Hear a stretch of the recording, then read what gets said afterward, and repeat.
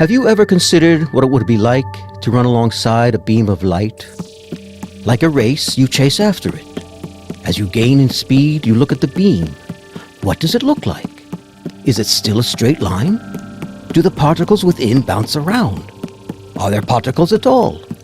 Is the motion even still straight, or does it move like a wave?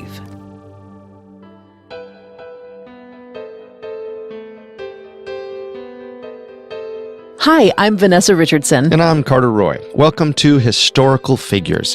Every Wednesday, we discuss a different person's lasting historical impact, unique personality, and impression on the world around them. Our audio biographies cover big lives, but we like to focus on little-known facts. And today we'll be looking at one of the most influential scientists of all time, Albert Einstein. Best known for his work in physics and introducing us to that all-important equation, E equals mc squared. But few realize how complex Albert Einstein's life really was, such as how Einstein dealt with constant disappointment up until his first big breakthrough in 1905, or how he grew up with a speech impediment. Indeed, Einstein's story was not always rainbows, but it was enlightening. And thanks to his work, we enjoy great technology such as fiber optics and nuclear energy. He was, and still is, the grandfather to our modern views on science. But without further ado, let's crack into the life of one of science's greatest minds, Albert Einstein. The story of Albert Einstein begins with Hermann and Pauline Einstein. Pauline came from a modestly successful family who had made their fortune in the corn trade. Hermann, on the other hand, came from a much humbler background and was working as a merchant when he met Pauline. Despite an 11-year age gap, the two fell in love and on August 8, 1876 got married. Pauline was 18 and Hermann was 29. The two settled in the city of Ulm, Württemberg in Germany. There, Hermann worked as a salesman peddling feather pillows. Pauline remained at home taking care of the house. Then, on March 14, 1879, their first child was born, Albert Einstein. Think they had any idea of how special he would be? Not in the slightest. Shortly after Einstein was born, Hermann's brother Jacob approached him with a business proposition. Jacob was an electrical engineer and hoped to start a new electrical manufacturing company in Munich. He wanted his brother to come with him to run the business side. Hermann agreed. He was not satisfied with his work as a pillow salesman, and seeing the lucrative prospect of the explosion in electricity, he sought to cash in. So in the summer of 1879, just 6 weeks after Albert was born, the Einsteins packed up and moved to Munich. There, Hermann and Jacob started their electrical manufacturing company. They competed with other electrical firms at the time for contracts to cities and small towns looking to go electric, setting up power lines, manufacturing generators, you name it. Jacob would design and build everything, while Hermann handled the day-to-day business, such as acquiring contracts.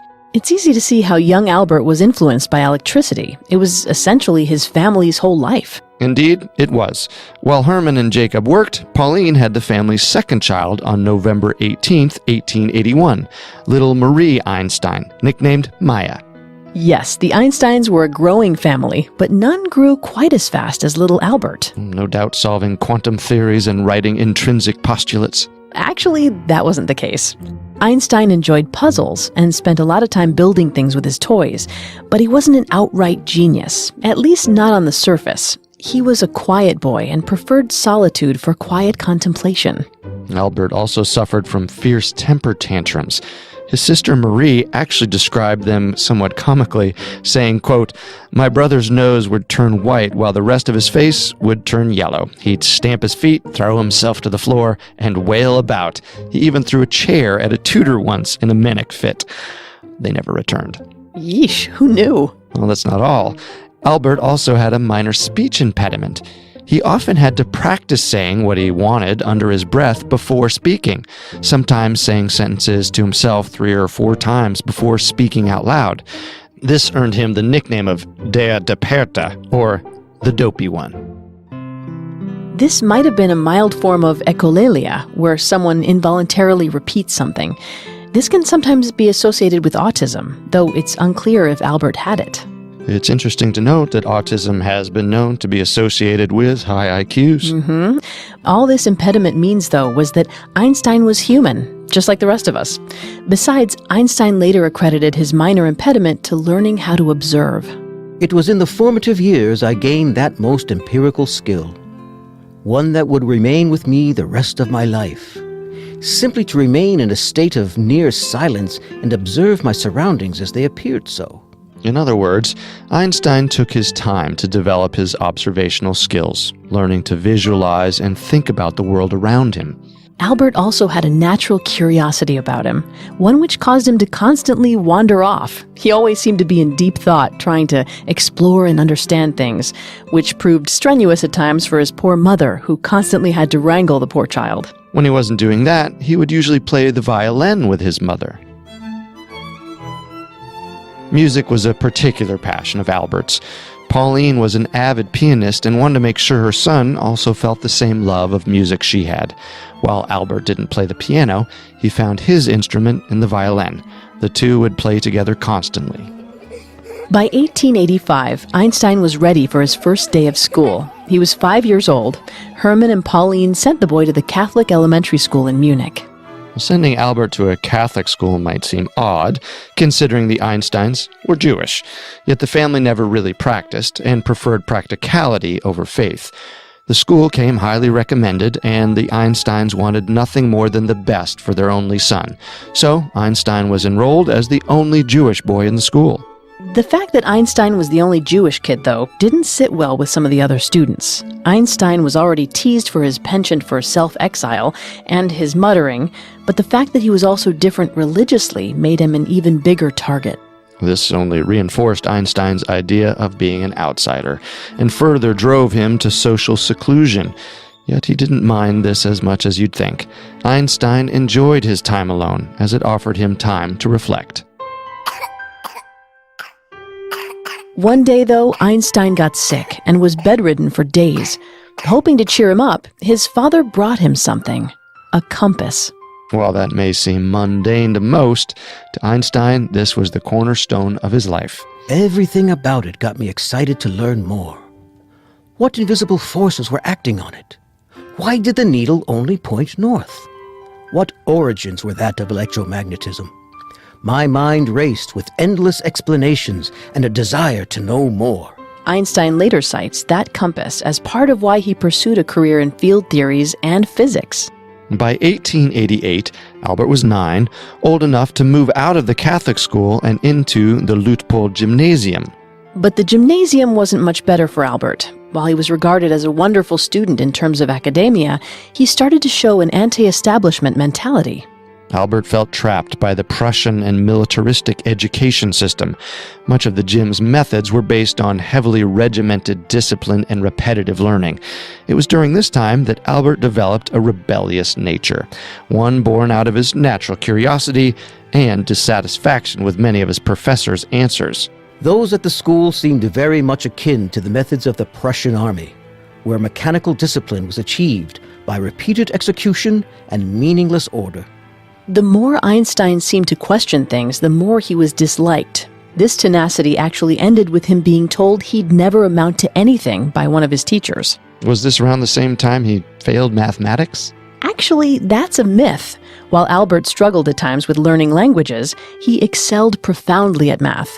The myth originates from Einstein's school records, where he was graded on a scale of 1 to 6.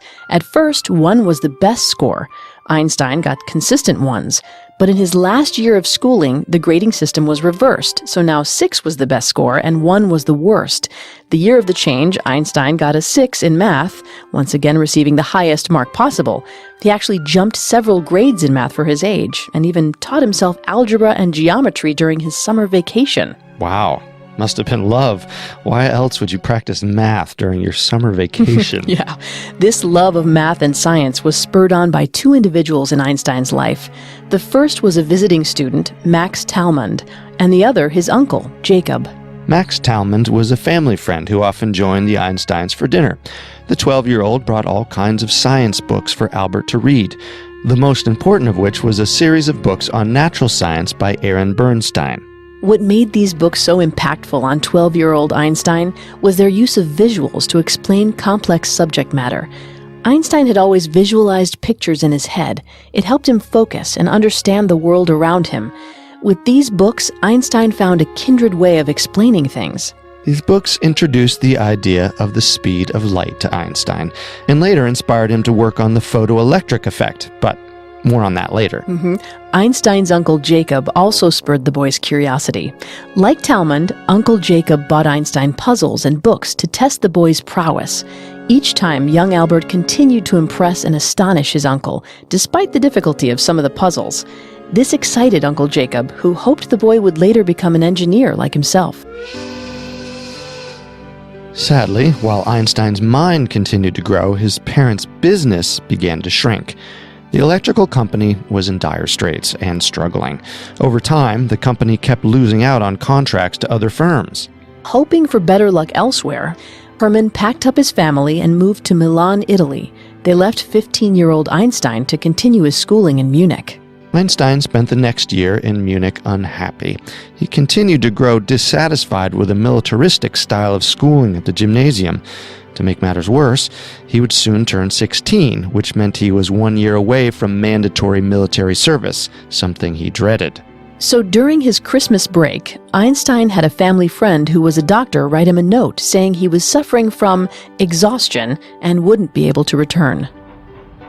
Einstein then traveled to Italy to be with his parents, who had no idea he was coming. They were shocked at his arrival, not to mention his intentions of never returning to Germany to finish school. As you can imagine, Einstein's parents didn't take this news very well. Yet Albert assured them that this was merely a temporary stay, as he had plans to enroll in a prestigious university the following year, Zurich Polytechnic.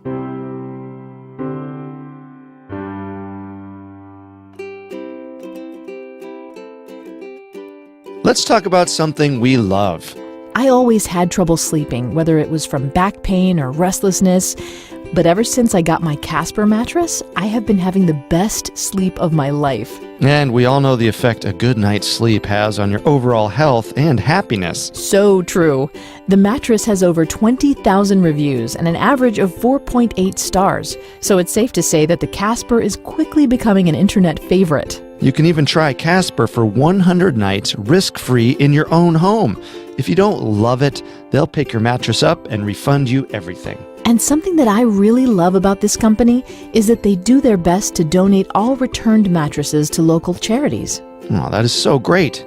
You can also enjoy free shipping and returns to US and Canada. Get $50 toward any mattress purchase by visiting www.casper.com/figures and using offer code FIGURES. Terms and conditions apply.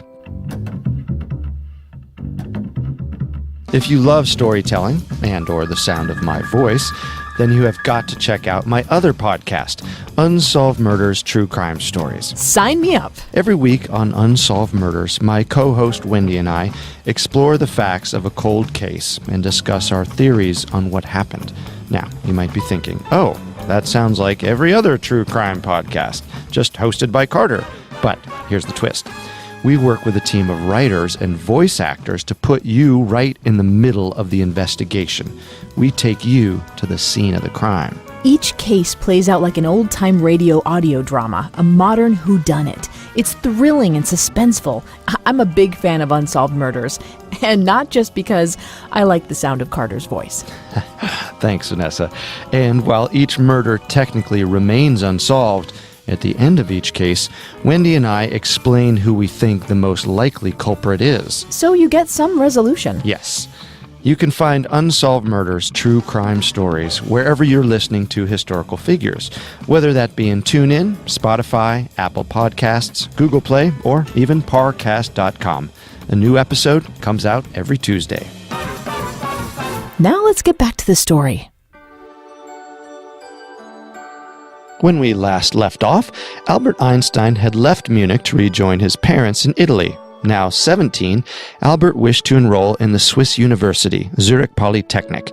He admired the school's catalog of sciences and had high hopes of becoming a professor of physics. That fall, Albert took the entrance exam. Though he was a year younger than most applicants, he did present several great letters of recommendation from family and friends. And he got in? Not exactly. Despite Einstein's vast intellect, getting into Zurich proved harder than expected. While he did great in the mathematics and in areas of physics, he left much to be desired in his language section, chemistry, and botany portions. At the time, I thought such notions were irrelevant in my pursuits. Why pester with that which had no hold on the grand design? The school's director, Heinrich Weber, was still impressed by Albert's tenacity and genius in sciences. He offered to have Einstein stay at Zurich and audit his classes. Einstein turned him down, though, deciding to travel 25 miles west to the cantonal, or small territory, school of Aarau. So, from 1895 to 1896, Albert attended the Swiss school of Aarau with the purpose of retaking Zurich Polytechnic's entrance exam 1 year later. Aarau actually proved to be one of Albert's favorite times in his life. Unlike the gymnasium, Aarau didn't rely on mechanical learning. Instead, the school based its method on the ideas of Swiss reformer Johann Pestalozzi. Pestalozzi encouraged students to visualize images and work hands-on with experimentation and conceptual thinking. Rote drills, memorization, and force-fed facts were avoided. It was here Einstein developed his trademark thought experimentation style of science. Well, this meant that Einstein, rather than doing physical experimentation, provided all his thoughts in theories on paper through theoretical situations, a trait that he'd used for the majority of his career when developing his theories. It was also here that Einstein first imagined running alongside a beam of light and whether it would retain its shape. If a person could run after a light wave with the same speed as light, would the wave arrangement be completely independent of time? This idea would mark Albert as one of the greatest scientific geniuses of all time. But first, Albert had to get through school. It was also at this time that Albert started to come into his own as a young man. He was described as having wavy dark hair, expressive eyes, and a high forehead with a jaunty demeanor. Girls are quoted as saying he had masculine good looks of the type that played havoc at the turn of the century. A lady killer, huh? Who would have thought? While at Aarau, Albert lived with one of Aarau's schoolmasters, Jost Winteler. Jost admired the boy's moxie and took the boy in while he studied. Einstein was beloved by the family, especially by Winteler's daughter, Marie. The two became nearly inseparable. Einstein, who had never fancied himself a social creature, was discovering the joys of companionship. He was engaging with others, laughing and socializing, something he'd never truly done most of his life. And he was sharing it with a girl he loved. But their time together was soon cut short. The year came to an end, and Albert went back to Zurich to try his luck at the university. Taking the test a second time, Albert was successful. He passed all of his subjects, some more so than others. In his French section, he wrote a very interesting piece. If I am lucky and pass my exams, I will enroll in the Zurich Polytechnic. I will stay there 4 years to study mathematics and physics. I suppose I will become a professor or teacher in these fields of science, opting for the theoretical part of these sciences. The essay's topic was, "What are your plans for the future?" Definitely seems like Albert had his heart set on Zurich, and more importantly, his passion for science. Albert was thrilled and couldn't wait to attend. There was just one problem: Marie. Albert loved Marie, but was driven by his need for scientific discovery. Marie encouraged Albert to go and promised him she'd write him daily. Albert agreed to keep up correspondence while pursuing his dreams. So, in 1896, Albert Einstein started school at the Zurich Polytechnic University. This was an exciting time for Albert. Finally, he could walk the halls with other like-minded individuals. He could further develop his ideas and theories, and soon join the pantheon of other famous scientists. First, though, Albert would have to learn discipline, something that still eluded him. Albert would sometimes tune out lectures or even sleep through them if he was that disinterested. Other times, he would flat out skip them entirely. He questioned authority constantly, whether it was a widely accepted thesis or simply school rules.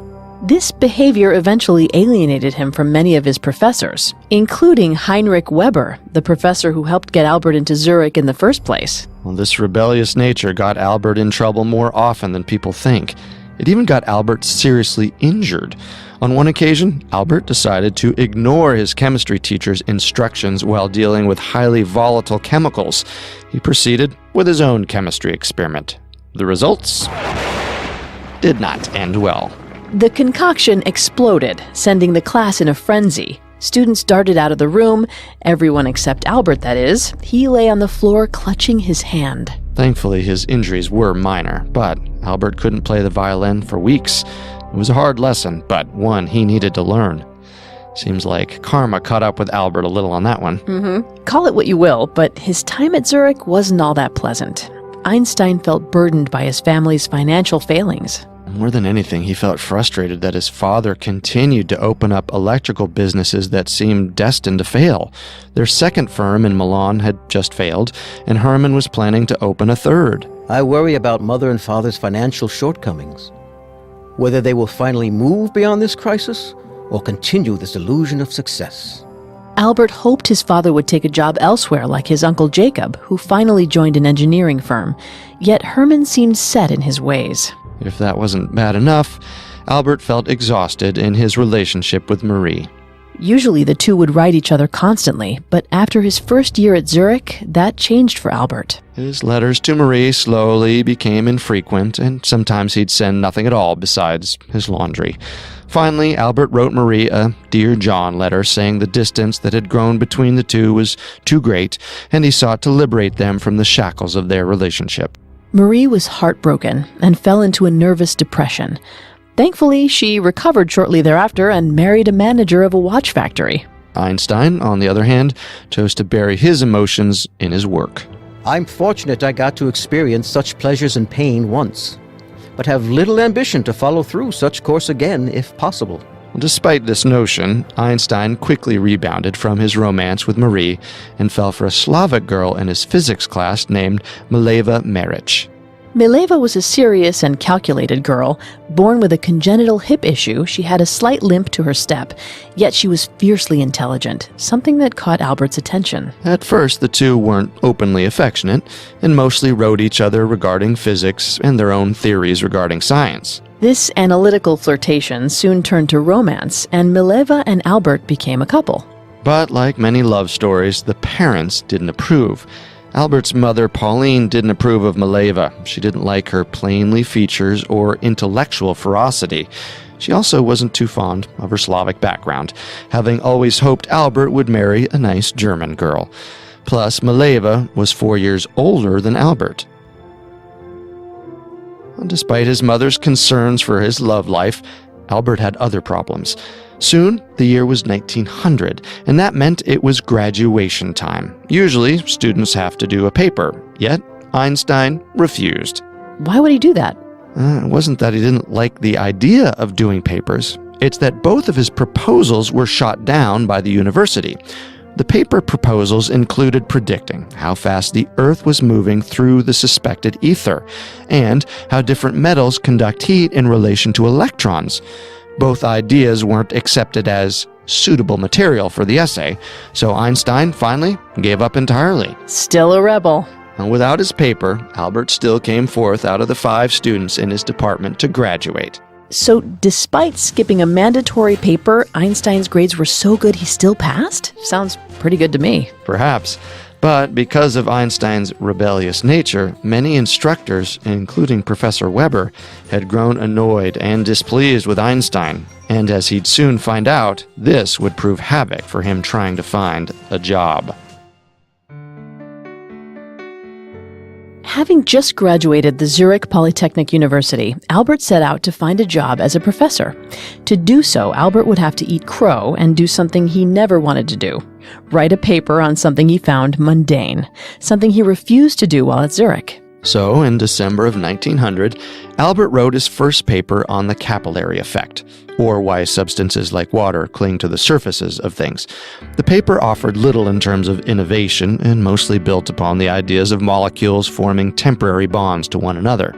While the paper received little praise, it was Albert's first work discussing atoms and molecules. Most people don't realize this, but notions such as molecules and atoms were widely regarded as mere conjecture at the turn of the century.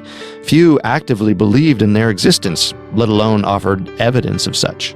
That following February, Albert got his Swiss citizenship, something he'd been waiting for since his arrival in Aarau over 6 years ago. This also meant he could now work as a civil servant or as a teacher. Still, the next couple of years would be hard for Albert Einstein. Work was hard to come by. Most of his professors disliked him for his rebellious attitude, so few wrote him letters of recommendation, and some even wrote poor references. One professor who was especially volatile to Albert was Professor Weber, who went out of his way to tarnish Albert's reputation. Albert sent letters all across Europe with the hopes of finding something. Even Einstein's father, Hermann, wrote letters to try and get his son a job. Sadly, he found no such luck either. To make matters worse, Hermann's latest electrical company went bankrupt. Einstein again implored his father to stop opening electrical firms, but his pleas fell on deaf ears. Albert was slowly going broke looking for work, so he took on freelance jobs as a tutor for math and science. Yet tutoring didn't seem to fit the scientist's repertoire. He sometimes grew frustrated with his students and was fired constantly for teaching what he considered important as opposed to the accepted standards. Hope seemed to elude the young scientist. Einstein finally found salvation in his friend Marcel Grossmann. Marcel told Einstein that a position was going to open as a patent clerk at the University of Bern in Switzerland. He promised the job to Albert once it was listed. All Albert had to do was be patient. Einstein was thrilled. To celebrate, he and Mileva set out on vacation to Lake Como for a romantic getaway. He wrote to her saying, Bring my little blue dressing gown so we can wrap ourselves up in it. I promise you an outing the likes of which you've never seen. This would lead to Einstein's darkest secret. Mileva and Einstein's trip was magical, but it brought with it an unexpected surprise. Mileva was pregnant, which was quite a scandal for the time. In order to preserve her lover's integrity, Mileva fled to Novi Sad to have the baby. In January 1901, Mileva gave birth to Lieserl Einstein. Albert Einstein wouldn't go see Mileva and Lieserl, though, opting to stay in Bern working. He hoped he'd find a better job soon and support his new child. Sometime later, Mileva returned to Bern to join Einstein. It is unclear whatever happened to Lieserl. Some think Mileva gave the child to her friend Helene Savik. Others say the child died of scarlet fever. One popular theory is that Lieserl survived her scarlet fever but was blinded. She was then raised by a different family and lived well into the 1990s under the name Zorka, though this has never been confirmed. Einstein never got a chance to see her. How tragic. Afterwards, Mileva went into a bit of a depression. Finally, Albert received some good news. On June 12, 1902, the patent job in Bern came through. Albert was finally employed. The job actually turned out to be better than Einstein could have hoped. It was relatively easy, afforded him lots of time to work on his own theories, and he earned more money working there than he would have as a junior professor. In hindsight, working as a patent clerk was probably the best thing that could have happened to Einstein. The work was easy, with Einstein finishing most of his duties in the morning and getting the afternoon to work on his theories. For once, it looked like things were going Albert's way. Then, more tragedy struck. In October of 1902, Hermann Einstein died. But just before his death, Hermann and Albert shared a tender moment, with Hermann giving his son his blessings to marry Mileva. Yet Einstein would be haunted for some time after, believing his father saw him as a failure. Did he think I was never to amount to anything? Such was my fear as well. With his deceased father's blessings, Albert married Mileva on January 6, 1903. They married in a private ceremony at Albert's office. Neither wanted family present, so only close friends were invited. Their first son, Hans Albert Einstein, was born on May 14, 1904. Whether burdened with guilt about what happened to Lieserl or by seeing the sight of his child, Albert became a devoted father. He built Hans plenty of toys, like a dad building Legos for his kid. The child also reinvigorated Mileva, who had been struggling since the loss of Lieserl. Still, the best was yet to come, as 1905 would prove to be Einstein's miracle year. Einstein had always been fascinated by field theories, or theories that explained natural phenomena. Most scientists at the time tended to focus less on these theories, accepting Newton's law as the be-all, end-all, and that the Earth existed in a sort of ether. Yet in 1905, Albert Einstein changed the course of human history with 4 papers dubbed the Annus Mirabilis Papers, the Miracle Year Papers. The first was called On the Heuristic Viewpoint Concerning the Production and Transformation of Light. This paper focused on the photoelectric theory. The photoelectric theory deals with how light beams interact with metal.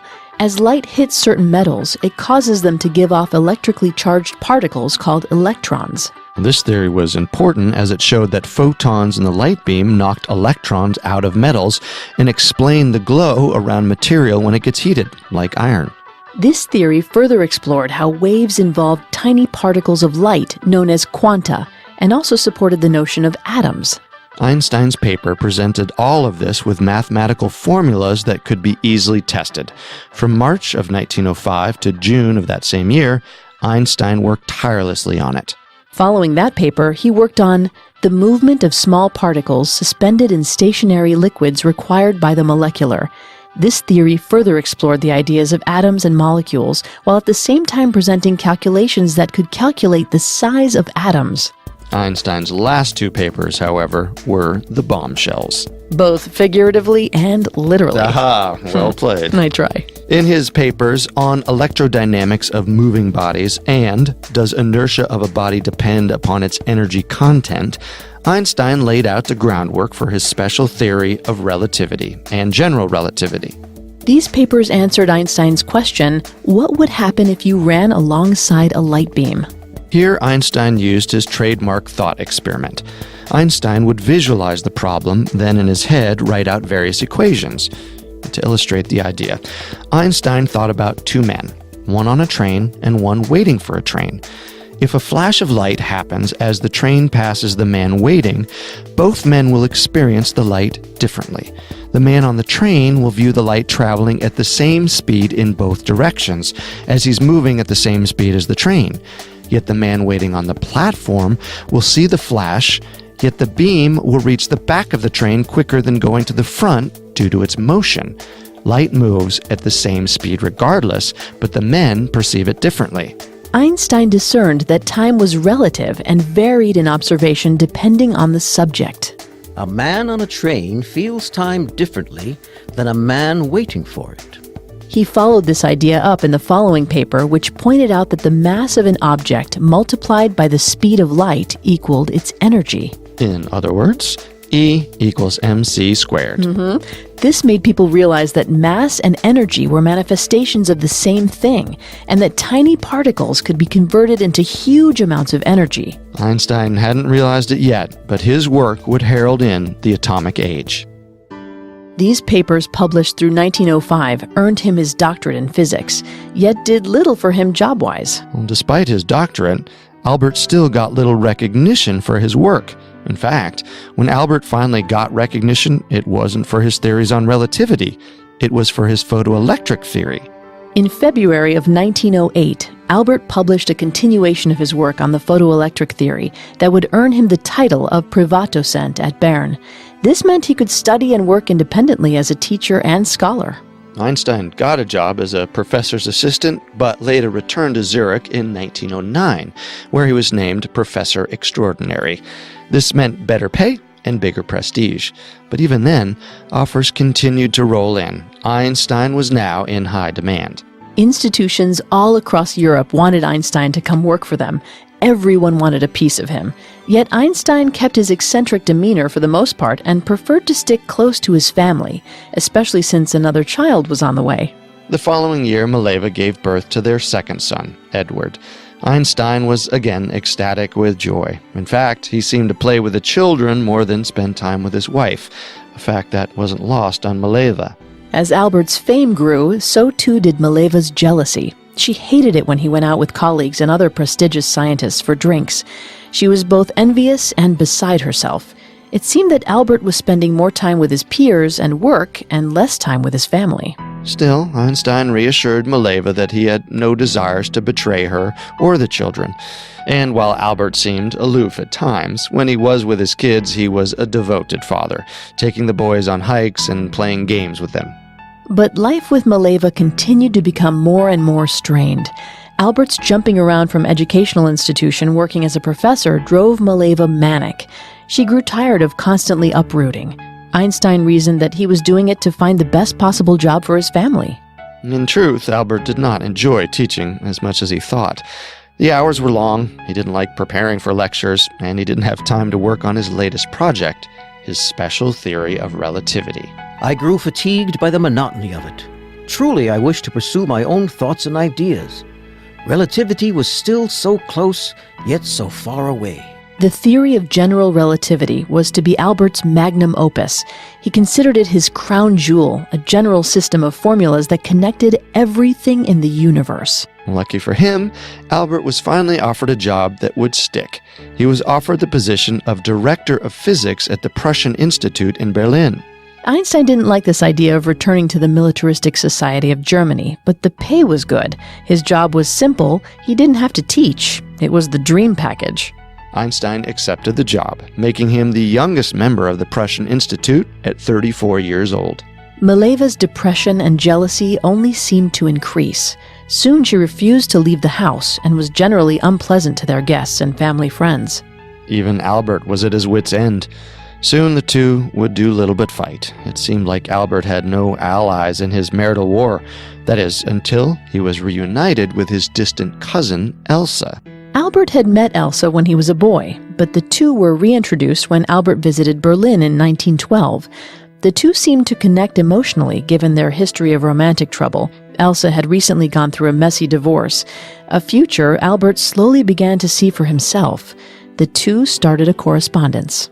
Most of the time, Albert simply vented about Mileva, but after a while, the letters turned romantic. Einstein fell for her due to her compassionate nature and sympathy for his plight, having gone through a divorce herself. In fact, part of the allure of taking the director's job in Germany was to be closer to Elsa. Albert moved to Berlin for his job in April of 1914. Mileva, however, caught on to the letters and refused to go to Berlin. She distrusted Elsa, fearing her as a romantic rival. But with Albert now alone in Berlin, Mileva eventually gave in and arrived in Berlin in late 1914. Albert and Mileva tried to reconcile, but that proved impossible. Their marital discourse only seemed to grow worse. It finally got to the point where Mileva left the house, taking the children. She stayed with a mutual friend while she and Einstein tried to work things out. The two discussed terms of separation, not yet divorce, and on July 14, 1914, Einstein parted with his sons at the train station.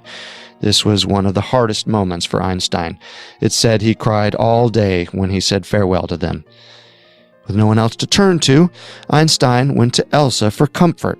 She welcomed him with open arms. Soon the two began an official romantic relationship, and Elsa sought to marry Albert immediately. But Albert wasn't ready for such a commitment. Not yet. Heartbroken, Albert returned to his work to mask his pain. Sadly, his work would be interrupted. In the same year his wife and children left him, World War I began. Germany was fueled with nationalism and fighting spirit. Many scientists went off to help Germany create new, horrifying weapons. Albert Einstein, however, did not. It's no secret that Albert disdained authority and militaristic regimes, but he was also a lifelong pacifist. He believed that as intellectuals, scientists had a duty to help prevent war. This would mark the first time Albert was public about his political and social views. This outspoken nature was further inflamed when some 93 scientists signed the Appeal to the Cultural World in October of 1914. This document denied German aggression and promoted war as a necessity. Albert wrote a pacifist response and signed an anti-war manifesto demanding peace. This, of course, didn't sit well with many of Germany's scientists and citizens. They drug his name through the mud, calling him derogatory names and Jewish slurs. Such comments would continue even through the war's end in 1918. Albert ignored their derogatory comments and continued work on his general relativity theory. He had completed his special theory of relativity in 1905, but realized two facts later. One, that no physical interaction can propagate faster than the speed of light, and two, that this theory only applied to constant velocity. So what about changing velocity? Thus he set out to explain these missing pieces. So from 1911 until 1915, Einstein worked to reconcile these problems. Einstein developed the equivalence principle, which stated that inertial effects are equal to gravitational effects. They were manifestations of the same structure. This also meant that light itself could be bent by gravity. From this principle, Einstein worked on a series of equations that, if proven, could specify how the geometry of space and time are influenced by the matter and radiation around it. So in 1916, he published his paper on general theory. The paper addressed mathematical formulas pertaining to gravity and how it affects time and space, and addressed theories on radiation and accurate calculations of the orbit of the stars and planets. But while Albert was figuring out the inner workings of the universe, his marriage to Mileva finally came to a close. After being pressured by Elsa and her family, Einstein finally wrote to Mileva begging for a divorce. Mileva reluctantly agreed, and in February of 1919, the divorce went through. Albert and Elsa were married that June. Albert promised Mileva he'd still help raise the boys and sent her a substantial stipend to encourage trust. Albert would stay in close contact with his sons, and he promised that if he ever won a Nobel Prize, he would give some of the money to Mileva in order to help raise the boys. And that Nobel Prize was closer than Albert was aware. Following a messy divorce, Einstein's fame continued to grow, especially after one of his tenets of the general theory was proven correct in November of 1919. In May of 1919, 2 ships set sail to various parts of the world. One ship sailed off the coast of West Africa, while the other to northern Brazil. The objective was to test Einstein's equations on general relativity during an eclipse in November. If proven right, it could change the course of history. In November of 1919, the ships arrived at their locations just as the eclipse happened. Measurements were taken using Einstein's formulas. Upon completion of the eclipse, the data proved that Einstein's calculations were in fact correct and universal. This was historic news, and Einstein was hailed as the next Isaac Newton. Thankful that his work was finally getting recognition, Einstein published his paper on special relativity in 1920 and began a tour of the world giving lectures. During this time, talk of a Nobel Prize was beginning to stir, and the committee sought to nominate Einstein. Einstein couldn't have been more elated, though he was surprised when he found out that he was getting his prize on photoelectric theory, not his work on relativity. While my work with light quanta was successful, I find it pales in comparison to that of my theory of relativity.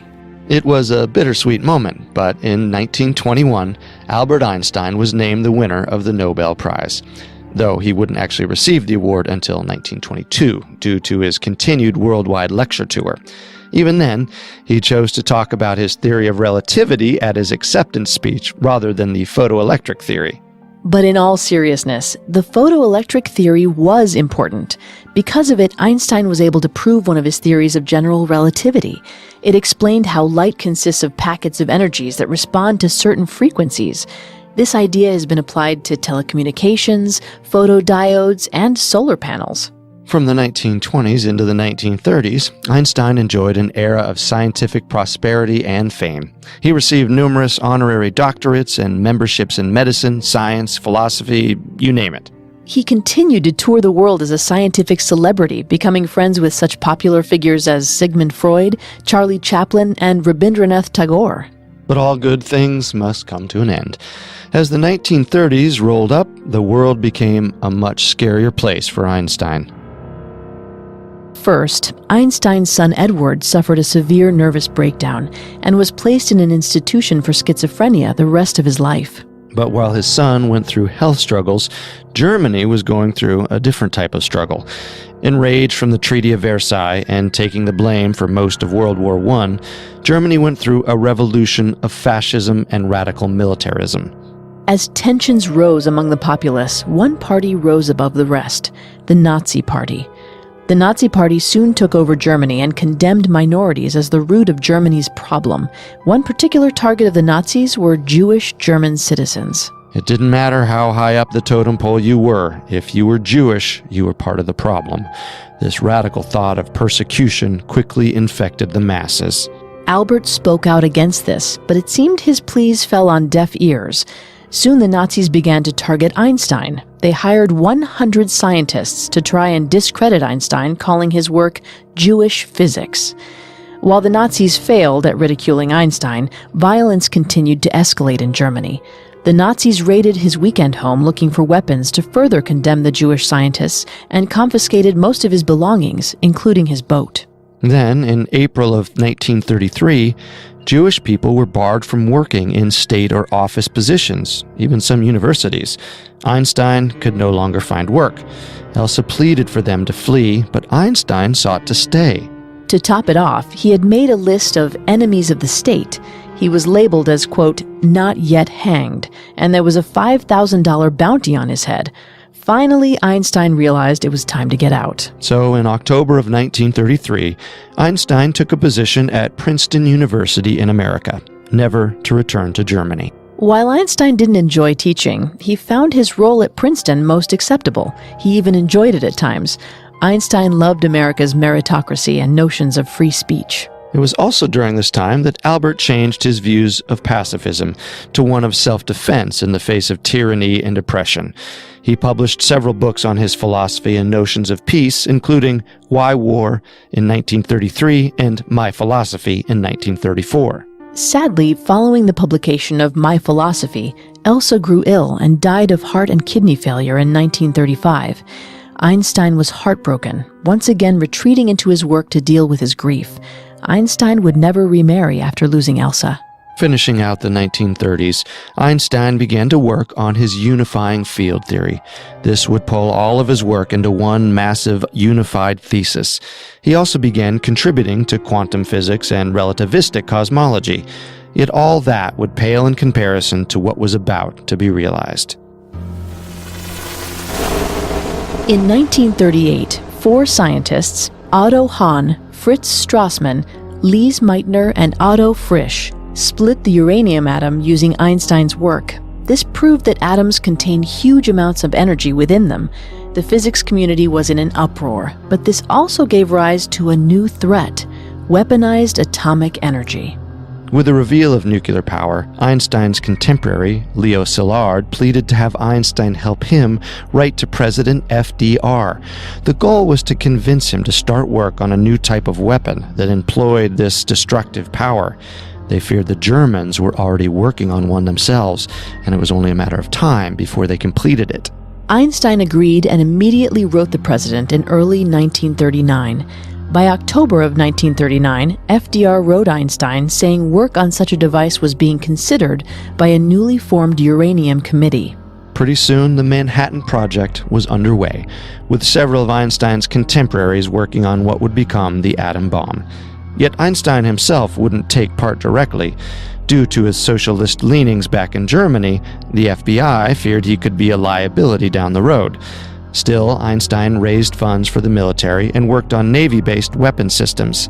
Yet Einstein would still carry the guilt of what would come next.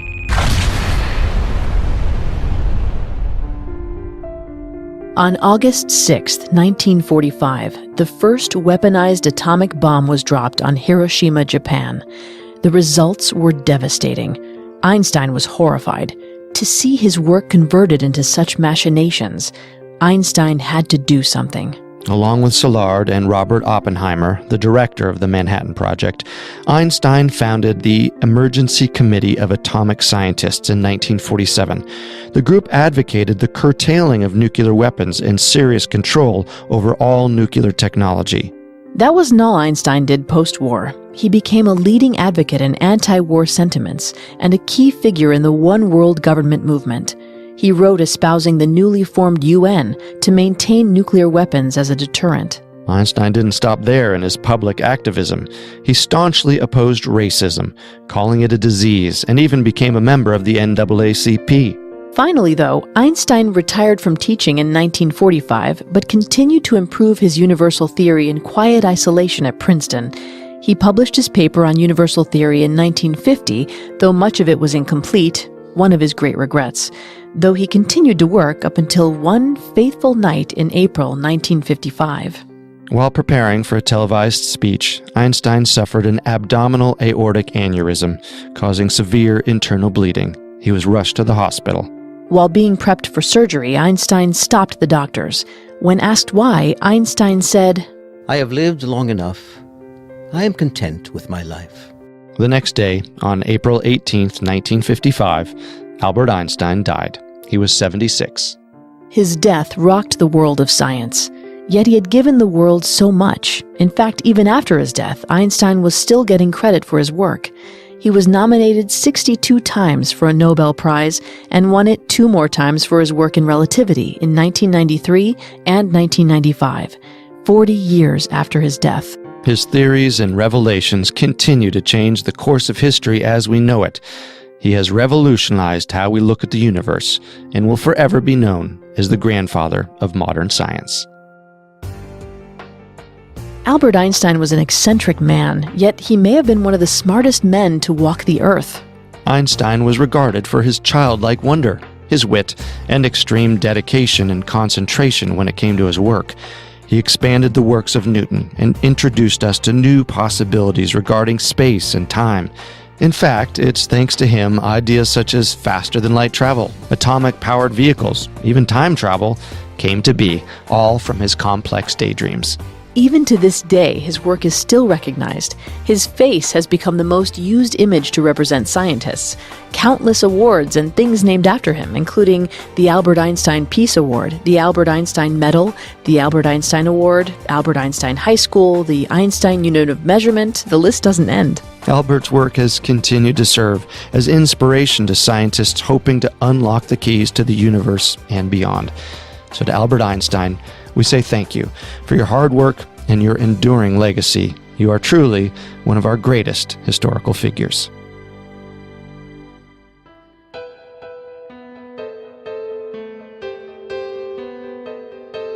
Thank you for joining us for another episode of Historical Figures. If you want to listen to any previous episodes of Historical Figures, you can find them on Apple Podcasts, TuneIn, Google Play, SoundCloud, Stitcher, and Spotify, or on our website, parcast.com, spelled Parcast.com. A new episode drops every Wednesday, but if you subscribe, you don't have to remember that. If you like what you hear, please leave a 5-star review or tell us what you think on social media. We're on Facebook and Instagram as @Parcast and Twitter @Parcast Network. It seems simple, but it really helps our show. And don't forget to join us next Wednesday as we explore the fascinating lives of Lewis and Clark. Historical Figures was created by Max Cutler. It is a production of Cutler Media and is part of the Parcast Network. It is produced by Max and Ron Cutler, sound designed by Ron Shapiro, with production assistance by Carrie Murphy and Joel Stein. Additional production assistance by Maggie Admire and Carly Madden. Historical Figures is written by Michael Pendis and stars Vanessa Richardson and Carter Roy.